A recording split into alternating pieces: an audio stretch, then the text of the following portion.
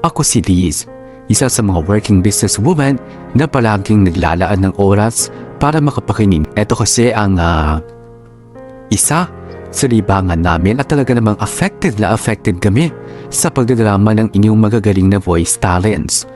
Kaya nga sa inyo ako sumulat, isa kong Filipino-Chinese.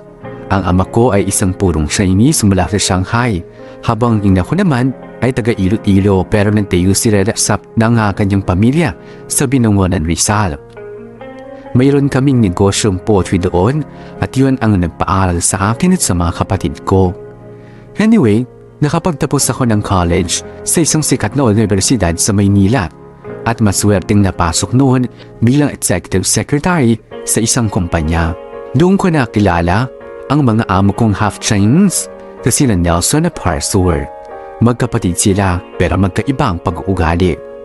Samantala, kasabay ng pagtatrabaho ko ay siya namang pagkalugi ng poultry farm namin. Kaya naman nagkandabaon-baon kami sa utang to the extent na rerematahin na ng bangko ang mga ari-arian namin. Hindi ko alam noon kung kanino ako hihingi ng tulong. Buti na lamang at may nagpresintang Anghel de la Guardia.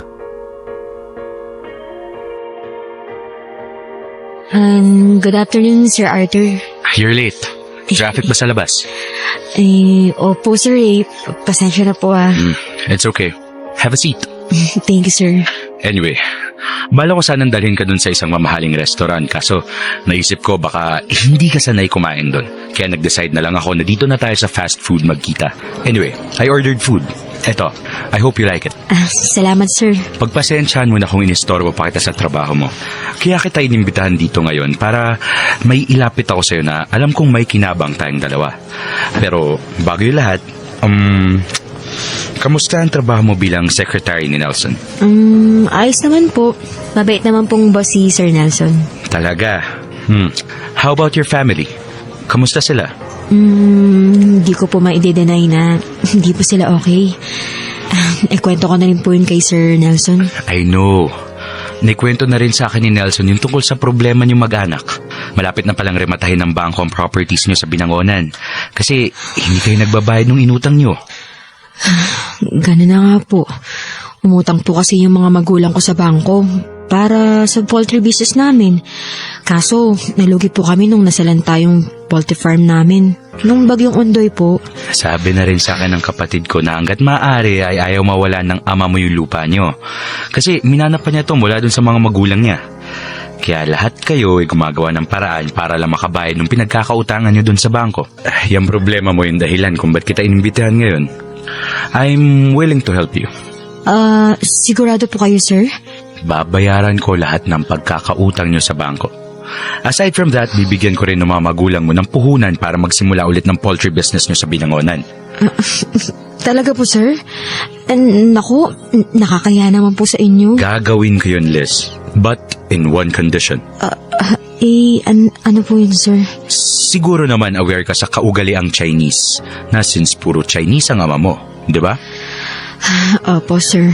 Alam mo naman siguro na isa sa mga kaugalian ng mayayamang pamilyang Chinese tulad namin ang arranged marriages. If I'm not mistaken, your parents were both products of an arranged marriage. Am I right? Yes, sir. At yun ang problema ko ngayon, Liz. Pinagkasundo ako na pakasalan ng isang babaeng hindi ko naman mahal. And my family wanted me to marry that woman para lang palakasin ang negosyo namin. Siyempre, tumutol ako. Eventually, sumuko rin sa kapipilit na sa akin since I was born a spoiled brat. They allowed me na baliin yung pinagkasunduan but in one condition. Kailangan kong maghanap ng babaeng pakakasalan ko within 1 month. Or else, hindi nila ako pamamanahan. Grabe naman po yun, sir. Find the bride in 1 month. Ang hirap ng challenge nun. Obviously, my parents wanted to play games with me. Pues, tinanggap ko ang hamon nila. Sir, sa tingin ko naman po kahit na hindi na po kayo pamanahan ng mga magulang nyo, makakasurvive na po kayo eh. Di ba mayaman na po kayo on your own? I know, but still, I need to fight for my own rights. Hindi sa pagiging ganid sa pera, pero kailangan kong ipaglaban yung karapatang nararapat sa akin kasi anak nila ako. Sir, ano po yung maitutulong ko sa inyo? That's exactly what I want to talk to you about. Hihingin ko yung tulong mo. You will be my wife. Aha? seryoso po kayo, sir? Hindi pa ba ako seryoso sa puntong to? Pero sir, bakit po? Bakit ako? Kasi you seem to be a perfect candidate. What? Graduate ka of Business Administration, one of the top universities in the country. A 23-year-old ambitious, hardworking, and patient woman. And besides, may dugo kang Chinese. I'm sure hindi tututol sa'yo ang magulang ko. Pero sir... Don't you worry, Liz. Magiging palabas lang ang lahat. Oo, magpapakasal tayong dalawa sa US, but I won't touch you or force you into anything. Hindi rin kita pipilitin na sumama sa akin. In other words, papel lang yung pagkakabuklod natin. Besides, bago tayo makasal, I will contact my attorney to arrange a prenuptial agreement between us to safeguard both our interests. Then kapag naikasal na tayo, hahayaan na kitang gawin lahat ng gusto mo. Bibigyan kita ng pera. Kung gusto mong mangibang bansa ka, hindi kita pipigilan. And then, kapag nakuha ko na yung mana ko, saka tayo magpapafile ng divorce. Ganun lang. Parang hindi ko po yata kaya yan. Kaya mo yan, Liz. You're a brave woman. At saka isipin mo to. Gagawin mo to para sa mga magulang mo. Mababawi niyo yung lupain niyo at makakapagsimula kayo ulit. By the way, itong magiging palabas natin, tansya ko, it will only last 5 to 7 years. What? Pero tansya ko na hindi to aabot na 10 taon. Besides, I know hinahanda na ng ama ko ang last will niya. Kaya madaling matatapos tong palabas natin. So, ano Liz, will you be my contract wife? Pag-iisipan ko po, Sir Arthur. Pag-isipan mong mabuti, Liz. Sinisigurado ko sa'yo, hindi mo pagsisisihan to. Noong una talaga ay hindi ko nagustuhan ang proposal sa akin ni Arthur. At kung mukha kang pera, very tempting talaga ang offer na yun. Pero hindi ako ganong klase ng tao, kaya nag-alinlangan talaga ako sa pagtanggap sa offer. Kaso, napilitan na rin akong tanggapin yon kinalaunan kasi gipit na talaga kami at yun na lang talaga ang natitirang option. In other words, I agreed to become a contract wife. Agad na pinaghandaan ni Arthur ang kasal namin. Samantala, everyone was shocked and surprised sa biglaan naming pagpapakasal. Marami akong narinig negative comments from Arthur's Chinese relative na kesyo. Kaya ko raw pinakasalan si Arthur ay dahil sa pera. Gustuin ko mang magalit pero hindi ko magawa because I admit totoo naman yung sinasabi nila na pera lang ang dahilan kaya naman ako nagpakasal kay Arthur. Samantala, tiniis ko lahat ng mga masasakit na salitang binibitawan nila sa akin at sa halip ay nagbibingi-bingihan na lamang ako. Pero may pagkakataon din talagang hindi ko maiwasan na masaktan tulad na lamang isang araw. Ma, sigurado po ba kayo?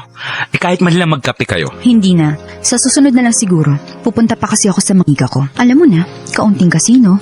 Sige po. Bahala po kayo. Nasa na nga pala ang asawa mo? Nasa kusina lang po si Liz. Ayun, katulong si Inyang sa pagluluto. Arthur, anak, mag-usap nga muna tayo sandali habang wala yung asawa mo. Ano po bang pag-uusapan natin, Ma? Teka, tungkol po ba to kay Liz? Ano bang pumasok sa utak mo at pinakasalan mong babaeng yan? Here we go again. Ma, please, tanggapin niyo naman yung asawa ko. No, Arthur. Kahit kailan, hindi ko matatanggap ang pasahang babaeng yan. Ma, nanggaling man sa mahirap na pamilya si Liz, maayos naman at marangal naman po sila. Ano bang nakita mo sa babaeng yan? At yan ang pinili mong pakasalan sa halip na si Luna? Tignan mo nga, naturingang may dugong Chinese yung asawa mo hindi naman marunong magsalita ng lengguwahe natin. Please, stop it. Pinakasalan mo ang isang hamak na sekretarya ni Nelson? Ano bang nakain mo ha, Arthur? Ma, desisyon ko pong pakasalan si Liz. Please, respect it Kung naman. si Luna lang sanang pinakasalan mo, di mas malago pa sana ngayon ang negosyo natin. Iyang asawa mo, ano bang maibibigay na karangalan yan sa pamilya natin, ha? Wala! Ma naman, please. Isa yan sa mga ayaw ko sa inyo Mahilig kayong magdikta. Yes, I might be your son, but still, wala pa rin kayong karapatan na diktahan ng buhay ko. Yan ba ang tinuturo sa'yo ng magaling mong asawa, ha? Ma, I respect you. At ayaw ko makapagsalita pa ng masasakit sa inyo. But, Ma, please understand me. I love Liz. So, please, respect it Mahal naman. mo ba talaga yung asawa mo? O pinakasalan mo lang siya para magrebelde sa amin ng ama mo? Mawag naman po kayo mag-isip ng ganyan. Frankly speaking, Arthur, I don't believe that you love that woman. Alam kong pinakasalan mo lang ang babaeng yan to get your inheritance and at the same time para makapagrebelde sa Ma, amin kayo ng lang papa yung mo. nag-iisip ng ganyan. Hindi ba naman totoo yon, Arthur? Bata ka pa lang, kilala na kita. Alam ko ang pag-uugali mo. I know, hindi mo mahal ang babaeng yan. Ma, nagkakamali po kayo. Mahal ko po si Oh, Liz. come on, Arthur. Hindi mo ako maluloko. Arthur, Mama. Liz, Arthur, please. Huwag ka na makapagtalo pa sa mama mo. Liz, alam mo naman siguro na kahit kailan, hindi kita matatanggap bilang daughter-in-law ko.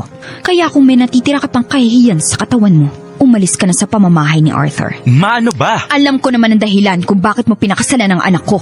Dahil sa pera, di ba? Matabang isda kasi ang anak ko. At once na mapangasawa mo siya, magbubuhay donya ka na at makakabayad na kayo sa mga pagkakautang ninyo. Ma, tama na, ano ba? Hayaan mo na lang siya, Arthur. Ano? Hindi ba totoo? Pineperahan mo lang kami. Ma, sige na. Makakaalis na po Okay, kayo. fine. Aalis na ako.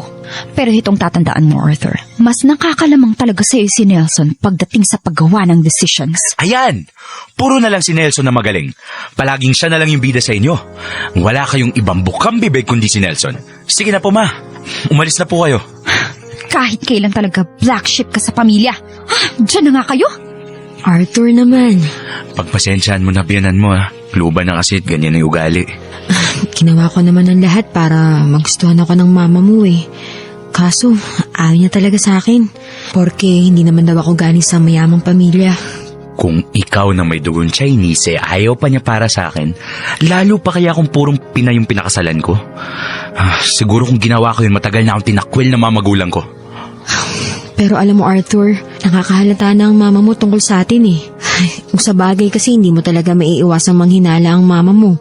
Malakas talaga ang instinct naming mga babae. Matatanggap ka rin ni mama. Huwag ka maghinala. Maghintay ka lang. Anyway, huwag kang tumenga dito sa bahay. Oh, ito pero, mag-shopping ka.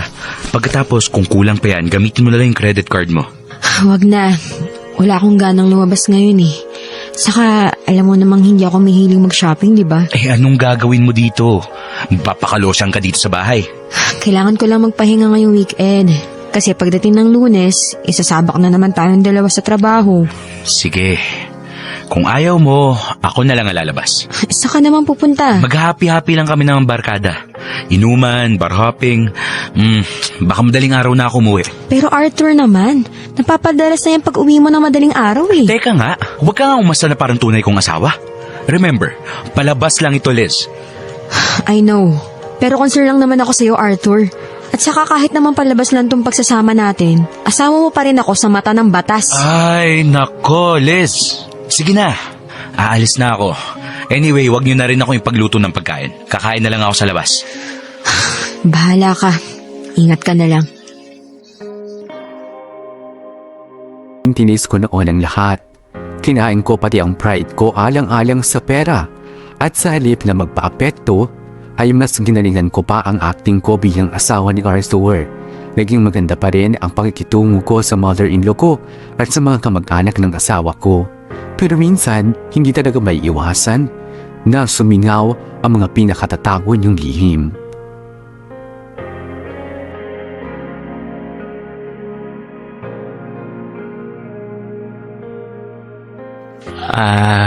Hi Liz. Pwede ba akong maupo sa tabi mo? Nelson, of course. Maupo ka. Thank you Anyway, what brings you here? Nakita kasi kitang nagkakape rito kaya pumasok ako. Heto nga bago ako pumunta sa tabi mo, umorder muna ako ng sarili kong kape para masabayan kita. Maiba ako Kamusta na hipag ko? Ayos naman. Masaya naman sa married life. Talaga? Parang hindi naman ako naniniwala. Masaya ako, no? Whether you believe it or not. Buti naman napagtsatsagan mo yung ugali ng kapatid ko. Sanay na ako sa ugali ni Arthur. Suplado, snob, at minsan mga mata pobre. Pero kahit na ganun siya, hindi naman siya nakakalimot sa akin eh. Pagpasensya mo na yung si Arthur. Spoiled brat kasi kaya ganyan na ugali niyan. Mabait din naman niya kahit madalas sinusumpong ng topak. Anyway, niintay kong dumating yung asawa ko. Dito raw kasi kami magkita after ng work niya. Talaga? Anong oras naman daw siya darating? Ewan ko lang. Siguro papunta na rin yun. 5 o'clock na rin eh.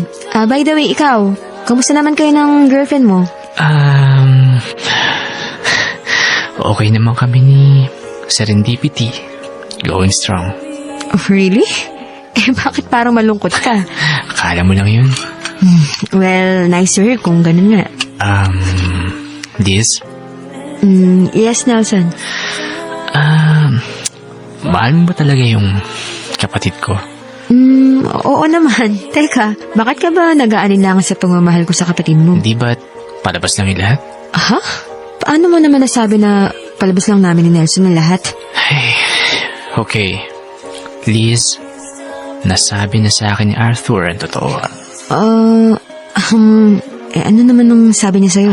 Hinuli ko siya kung talaga bang mahal ka niya.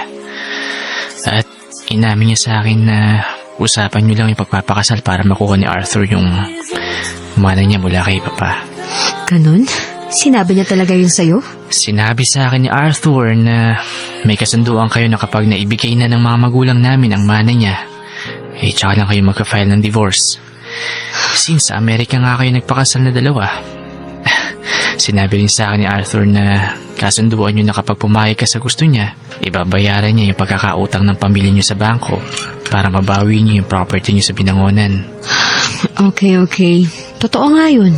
Palabas lang ang lahat. Sana sa akin ka na lang humingi ng tulong sa halip na pumasok bilang acting wife ng kapatid ko. Tutulungan naman kita na makabayad ng pamilya niyo sa bangko eh. Hindi yung pinababa mo pa yung sarili mo. Wala eh. Gulo-gulo na ako ng mga panahon na yun. I was so desperate to get back our property. Yun na lang kasi talaga yung kaisa-isang property namin eh. At mahal na mahal yun ng mama ko. Kaya ayun, napilitan kong tanggapin yung alok ng kapatid mo. Pero handa naman kitang tulungan ng walang kapalit. Hindi tulad niyan. Tinutulungan ka ng kapatid ko pero reputasyon mo naman ang kapalit. Sa pinasok mo, I doubt kung masaya ka pa sa buhay mo sa piling niya. Okay. Lahat. Kasama na ang titulo ko bilang Mrs. Chua. Lahat yun under our contract. Yes, I might be a contract wife of Arthur. But still, I can afford to be happy. Parang pinapalabas mo na pinakasalan mo nga ang kapatid ko dahil lang sa pera. Liz, I'm sorry to say this pero sa sinabi mo yan, parang pinatotohanan mo na yung mga sinabi sa'yo ni Mama. Nelson naman, huwag niya naman sana akong husgahan. Hindi ako mukhang pera. At wala akong intensyon na samantalahin ang posisyon ko bilang legal na asawa ni Arthur. Liz, sinabi ko naman sa'yo dati pa na kahit anong problema basta kailangan mo ng tulong, huwag kang mahihiyang lumapit sa akin, di ba? Sana sa akin ka na lang humingi ng tulong, hindi sa asawa mo. Wala, Nelson eh. Nangyari na yun. At saka, hindi naman masama yun na itulong sa akin ni Arthur. Kasi, hindi ka dapat nagpakasal sa kapatid ko. Kasi Liz, Nelson, Han, ba't ka nandito? kanina pa ba kayo nag-usap ni Nelson? Hindi naman, Kuya Arthur. Wala pa kami 10 minutong nag-uusap. Liz, tapos mo na bang inumin yung kape mo? At tara, umalis na tayo. May dinner pa tayo. Konti na lang naman na tong kape ko. Sige, tara, umalis na tayo. Para hindi na tayo masyadong gabihin. Nelson, alis na kami ng asawa ko Bye. Sige, Liz. Tol, ingat kayo. Sige, bye. Sige, tol. So Liz, shall we? Let's go.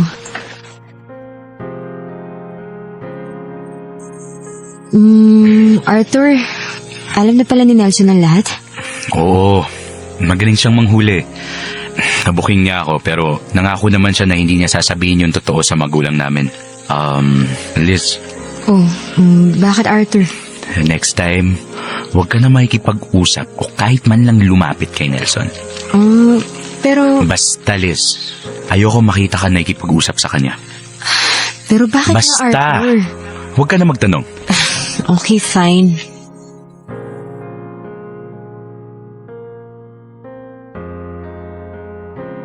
Sa pagkakataong ito, I admit na nung una kong pumasok sa trabaho sa kumpanya ay kay Nelson ako nagkagusto, hindi kay Arthur. At that time, my feelings for him is unbeatable.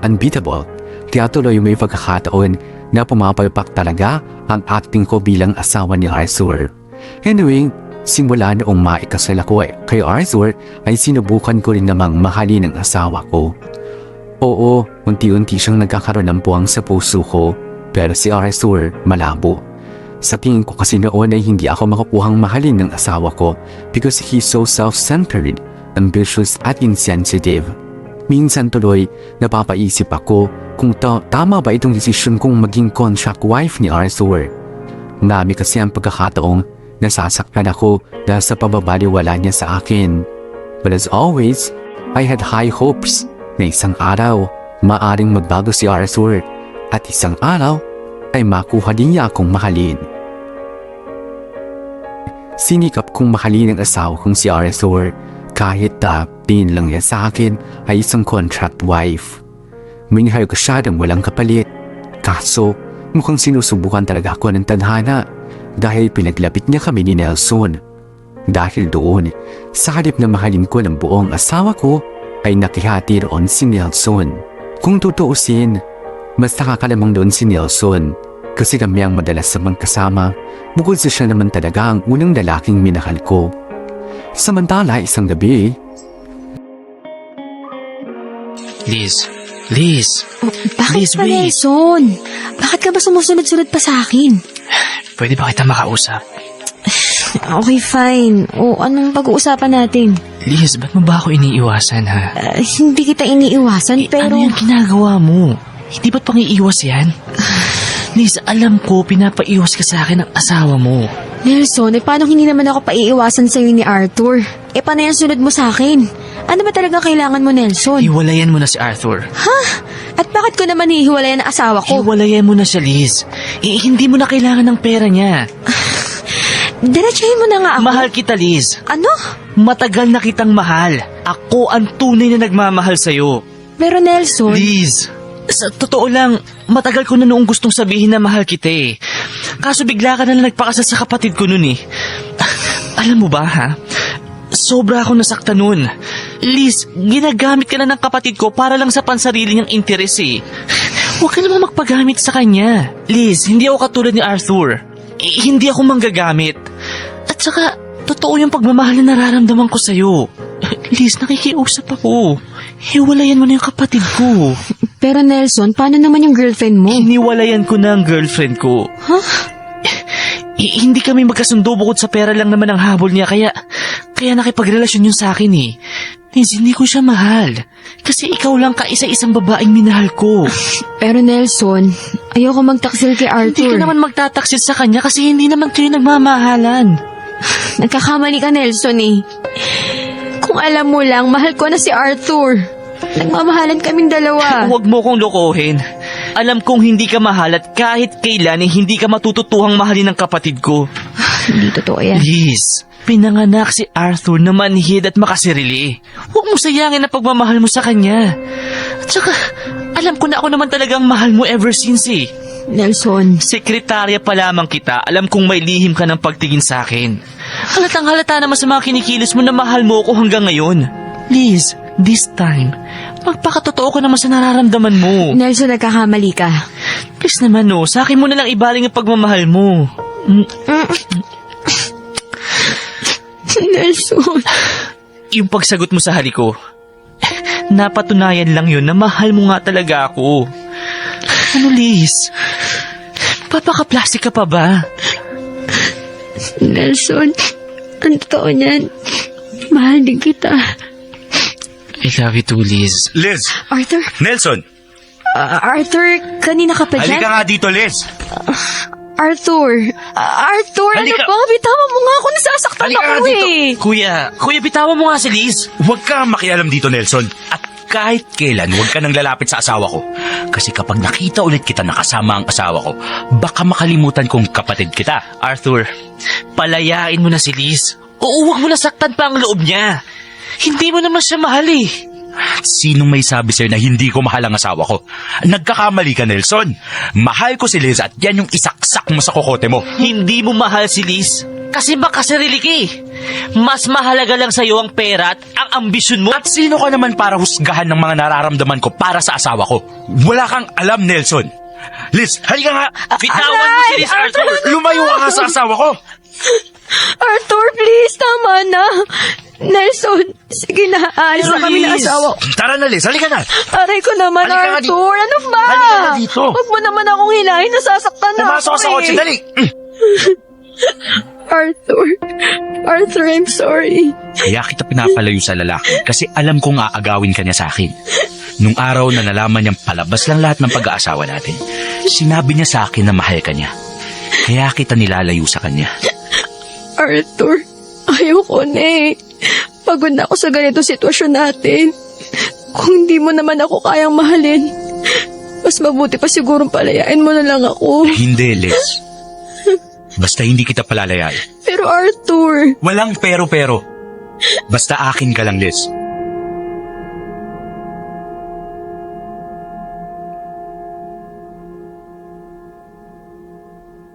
Simula noon ay nagulahan na ako sa mga nararamdaman ko. And I thought na mas mahal ko na si Nelson over Arthur. Yes, I tried to break up with my husband, pero matapang si Arthur.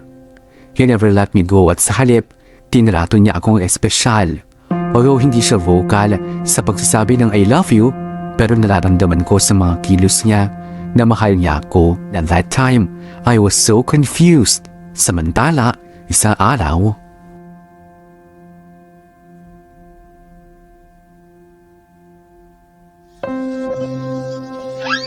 Liz, ba't nandito ka pa sa kwarto mo? Ba't ka ba nandito? Iwanan mo na lang ako. Nakapaghanda na kasi ng pagkain si Inyang. Tara na, kumain na tayo. Wala akong gana kumain. Liz, I'm sorry kung nasaktan kita ng ganito. Arthur, sinabi na nga ayoko na, di ba? Ayoko na ng ganito. Bakit? Palayain mo na ako. Bakit? Si Nelson ba? Siya ba mahal mo, Liz? Hindi sa mahal ko si Nelson, pero Arthur naman, pagod na ako sa ganito setup natin eh. Nabubuhay na lang tayo sa palabas. Nabubuhay tayo sa isang malaking kalokohan. Hindi ako matahimik, Arthur. Hindi na ako masaya sa sitwasyon natin na to. Ayoko ng ganito, ayoko na. Pero Liz, Tapusin na natin ang kalokohan na to, Arthur. I don't want to be a contract wife anymore. pero Liz, kasi, okay, I'm sorry. But please naman, huwag mo naman akong iwan, oh. I'm begging you. Pero bakit? Ano mang silbi ko sa buhay mo, ha? Wala naman, di ba? Nagpapanggap nga lang tayo bilang mag-asawa eh. Alam mo, sa totoo lang, nagsisisi nga ako kung bakit ako pumayag sa kalokohan mo. Tama nga si Nelson eh. Sana hindi ko nalang pinababa ang sarili ko. Nagpakasal ako just for the sake of money. Lumabas tuloy na mukha akong pera. Lalo na sa mata ng mga magulang mo. Arthur, alam mo naman na hindi ako ganong klase ng tao, di ba? Pero dahil nga sa pagpasok ko sa gulong to, nasira na yung reputasyon ko. Arthur, ayoko na eh. Hindi ko na kaya magpanggap pa. Mahal mo ba si Nelson? Oo, Arthur. Mahal ko siya. Noon pa lang na sekretary niya ako. Matagal na ako may gusto sa kanya. Kaso, alam ko namang at that time, hindi ako pwede magustuhan ng kapatid mo eh. Kasi nga, di ba, may nobya na siya. Kaya pilit ko na lang siya kinalimutan. Kaso hindi ko magawa. Eh ako, minahal mo ba ako? Bakit? Ikaw ba? Minahal mo ba ako? Hindi naman, di ba? Nagkakamali ka, Liz. Minahal kita. Pero bakit hindi ko naman maramdaman? Eh paano hindi mo mararamdaman? Eh nakatuon lang yung atensyon mo kay Nelson. Binuksan mo ba yung puso mo sa akin? Hindi naman, di ba? Si Nelson lang naman yung nandyan sa loob. Kaya paano mo mararamdaman yung pagmamahal ko sa'yo? Huwag mo ako lokohin, Arthur. Hindi mo ako minahal. Ginamit mo lang naman ako para sa pansarili mong interes, di ba? Ginamit mo lang ako para makuha mo ang mana mo. Kasi alam mo kung bakit? Kasi makasarili ka, Arthur. Ganyan ba yung tingin mo sa akin? Napakasama ako bang tao para hindi mo ako mahalin? Oo, Arthur. Yun nga ang tingin ko sa'yo. Napakasama mo. Kasi ilang beses mo sinaktan ang damdamin ko eh. Napakasama mo kasi ang manhid mo. Minahal kita noon, pero patuloy mo akong binabaliwala. Oo, hindi ka nga nagkulang sa akin pagdating sa pera. Pero hindi naman yun ang hinahanap ko sa isang asawa eh. Pagmamahal ang hinahanap ko noon sa'yo. Kaso, kahit nikititing na pagmamahal, wala akong nararamdaman sa'yo eh. Pero sa bagay, ano ba ang aasahan ko sa'yo? Samantalang, I'm just your contract wife. Mahal kita, Liz. Sa maniwala ka man o sa hindi. Siguro hindi lang ako expressive kaya akala mo hindi kita mahal.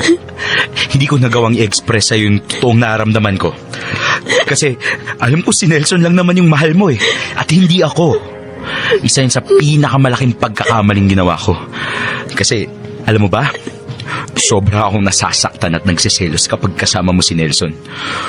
Gusto kong magalit, gusto kong umiyak. Halo-halo ng emosyon yung naramdaman ko tuwing magkasama kayong dalawa. Liz, mahal kita noon pa man. Totoo ba yung sinasabi mo? Hindi palabas yung lahat. Nagpakasal ako sa'yo kasi mahal kita. Nagkataon lang na pinapressure ako ng mga magulang ko ng pakasal, kaya ginamit kong opportunity yun para ikaw yung pakasalan ko. Ayoko kasing maunahan pa ako ni Nelson. Kaya nung time na inalok na kita maging contract wife, actually hindi yun yung intention ko. Ang intention ko talaga, pakasalan ka. Tapos kapag naging mag-asawa na tayo, hindi na kita pakakawalan pa. I'm sorry, Arthur, pero kailangan na talaga natin tapusin to eh. Please, Liz. Huwag mo naman akong iwan, oh. Mahal kita. Hindi ko alam kung maniniwala ako sa mga pinagsasabi mo, Arthur. Maniwala ka, Liz. Maniwala ka. Pagbigyan mo lang ako ngayon at handa akong gawin yung lahat. Makabawi lang ako sa'yo. Arthur naman, no. Please, tama na. Ayoko na eh. Huwag mo na ako paikutin pa. Oh, bakit mo sinara yung pintuan? I want you to see and feel how much I love you, Liz. Arthur, ano ba? Kalimutan mo na si Nelson. Maniwala ka sa akin, hindi siya magpapasaya sa buhay mo. Ako yun. At simula sa araw na to, hindi ka naiiyak at malulungkot pa. Arthur. Sa isang buwan, isang taon na tayong kasal. Please, Liz. Hayaan mo akong patunayan sa'yo na I'm worthy to become your husband. I love you, Liz. Arthur, wag.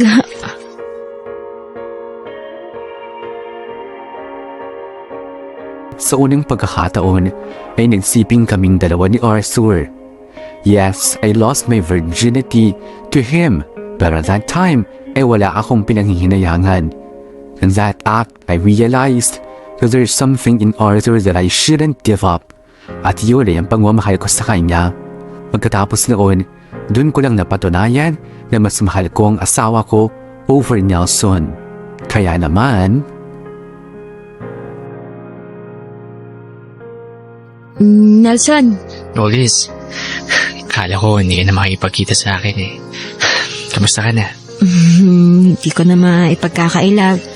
Pero, I'm not feeling well. Alam ko na kung anong dahilan. Dahil ba sa plano yung divorce ni Arthur sa Amerika? Exactly. Bakit hindi ka masaya? Nelson, wala na kasing dahilan para magsaya pa ako eh. At bakit naman? Nelson, I'm sorry pero hindi kita kayang mahalin. I just realized na mas mahal ko pa rin ang asawa ko. Kaya sana, Nelson, please understand. Ganun ba? So, after all, umasa lang pala ako sa wala. I'm sorry. Matagal ko na rin namang sinabi sa'yo na huwag ka nang umasa, di ba? Pero di ba sinabi mo sa akin dati na mahal mo ako? Pero Nelson, lumilipas ang panahon. Kasabay din nun, di ba? Nagbabago rin ang nararamdaman ko. Para sa inyo ni Arthur. Nelson, asawa ko ang kapatid mo. Natural lang na siya ang mahalin at piliin ko. Pero paano yung plano niyo na divorce? Hindi ko na itutuloy pa yun. Kahit malaki na nagastos namin kakalakad sa divorce papers na yun, hindi ko na rin itutuloy yun. Alam ba to ni Arthur? Hindi pa nga eh. Kaya ako nakapagkita sa'yo para alamin kung nasaan ang asawa ko. Ay, gusto ko siyang makita at makausap. Baka alam mo kung nasan siya. Okay, sige. Huwag kang mag-alala. Sasabihin ko sa'yo kung nasaan yung asawa mo. Sa totoo lang kasi sobrang na ako nag-aalala sa kanya, Nelson. Matagal ko na kasi siyang di nakikita eh. Namimiss ko na yung asawa ko. Mahal na mahal mo nga yung asawa mo, no? Swerte-swerte niya. Nelson, sana mapatawad mo pa ako kung hindi kita kayang mahalin. Kung napaasa kita. Oo, maaring hindi ako ang babaeng para sa'yo. Pero hindi pa naman huli ang lahat, diba? Darating din ang panahon na mahanap mo rin siya. Yung babaeng para sa'yo. Ay, sana, Liz, hindi ka nagkamali sa pinili mong desisyon. Sana mahalin ka nga ng kapatid ko. Nelson, marunong magmahal ang kapatid mo. Maaaring hindi siya expressive, pero marunong siyang magmahal. Magpahalaga ng tao. Alam ko, Nelson, mahal din ako ni Arthur. At kaya lang niya gusto makapag-divorce sa akin dahil sa inaalala niyang kalagayan ko, ang kaligayahan ko. Iniisip niya kasi na hindi siya magpapaligaya sa akin eh. Iniisip siguro niya na hindi ko siya kayang mahalin. Pero nagkakamali siya, Nelson. Kung papipiliin ako ng isang taong mamahalin, walang iba kundi sa Arthur lang yun. Okay, sige. Sana maging masaya kayong dalawa ni Arthur. Huwag kayong mag-alala. Nasa inyong buo suporta.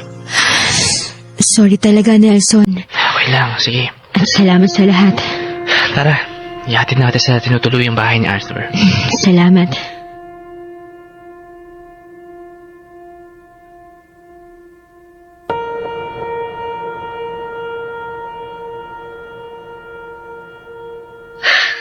Ito na tayo. Sige na, kumato ka na. Mag-usap na kayong dalawa. Sige na, Liz. Liz na ako. Nelson, salamat talaga. Mag-iingat ka. Thank you. Bye, Liz. Bye. Arthur? Arthur! Si Liz to. Buksan mo naman yung pintuan, oh. Arthur! Anong ginagawa mo dito, Liz? Sa makalawa pa ilipad natin, papuntang Amerika. Arthur, hindi na ako makikipag-divorce sa'yo. And that's final. Pero mahal mo si Nelson, di ba? Hindi ko siya mahal. Arthur, ikaw ang mahal ko. Huwag mong pilitin ang sarili mo. Hindi ka magiging maligaya sa akin. At paano mo naman nasabi yan, ha? Arthur, ikaw na nga yung mahal ko. Ikaw lang.